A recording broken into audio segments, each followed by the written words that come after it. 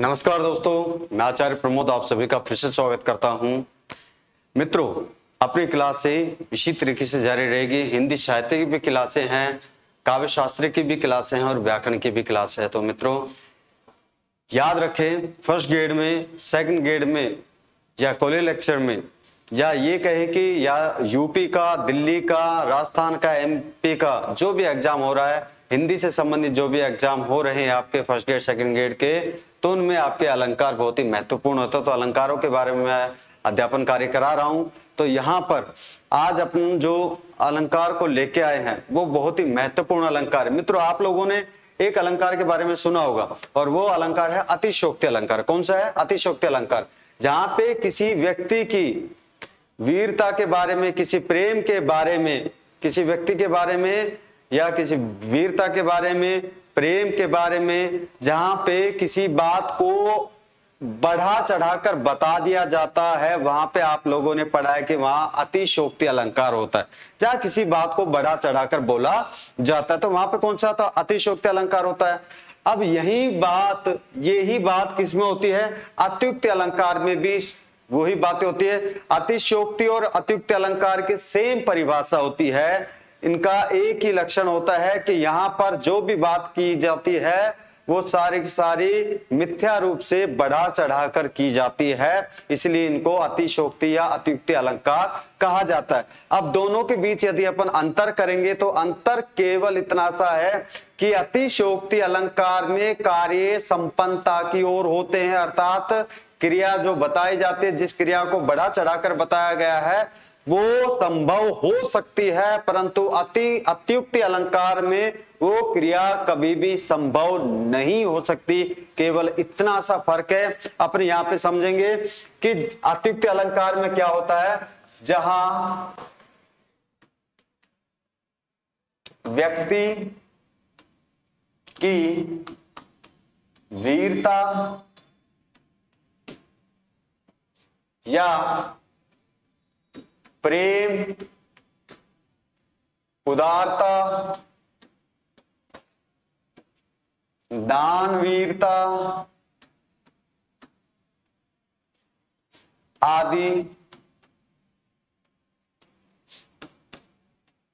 क्रियाओं को बढ़ा चढ़ाकर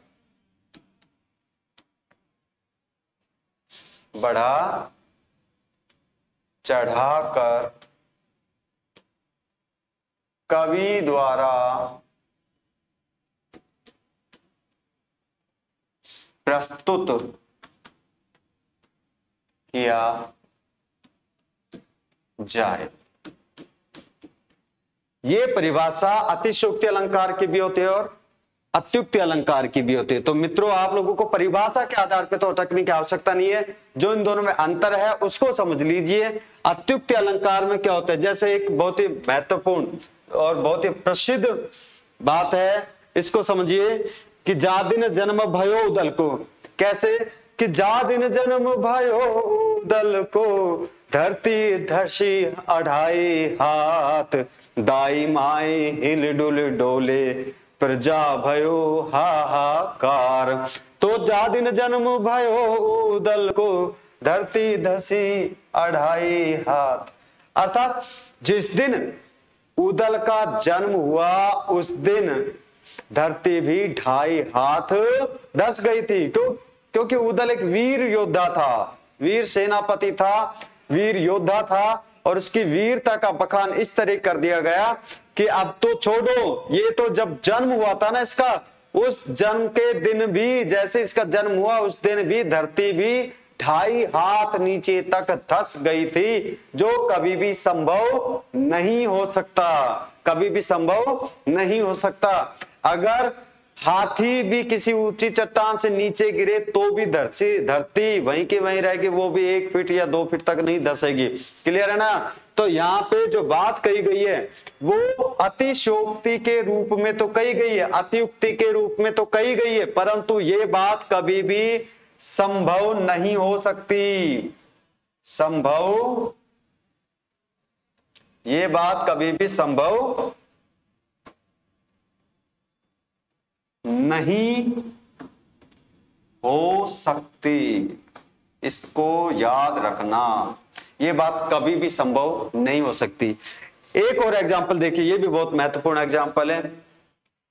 गौरी पूजन तिय चली, देखो गौरी पूजन तिय चली, लय जल अक्षत हाथ, लय जल अक्षत हाथ, विरह अनल ऐसी बढ़ी, भयो हाथ में भात।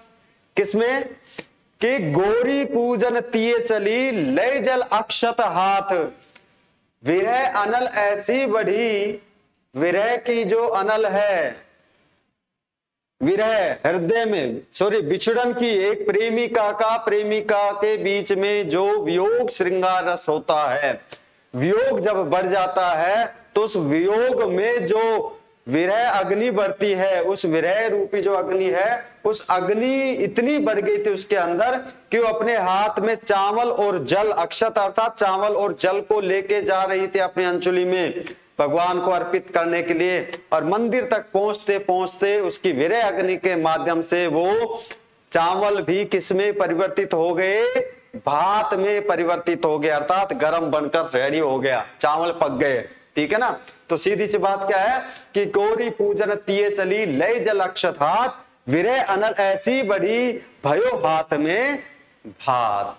तो ये जो बात कभी भी नहीं हो सकती, कहते ना कि हाथ में सरसों उगाना, किसी काम को तुरंत करने का मतलब क्या? हाथ में सरसों उगा दूं, तो हाथ में सरसों कभी भी नहीं उग सकती। ठीक वैसे ही हाथ के अंदर जल और चावल कितने समय के लिए रख लो वो वैसे ही मिलेंगे। चावल गीले जरूर हो सकते हैं परंतु भात में परिवर्तित नहीं होंगे। पानी कभी भी गर्म अवस्था के रूप में समाप्त नहीं होगा, जैसा है वैसा ही रहेगा। तो ये जो अवस्था है वो कभी भी नहीं हो सकती, अर्थात ये भी क्या है?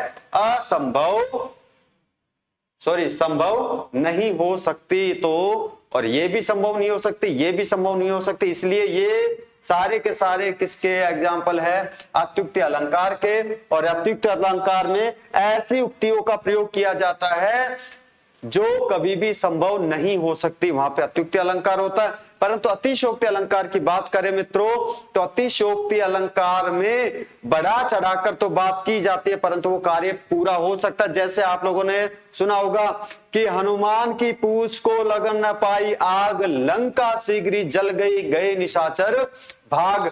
तो लंका शीघ्र जल गई, अर्थात हनुमान की जो पूंछ थी उसके ऊपर कपड़े वगैरह लपेटे गए, जिसको लाभ बोलते, वो कपड़े लपेट कर उसके ऊपर तेल डाला गया, तेल डाल के उसकी आंच लगा दी गई।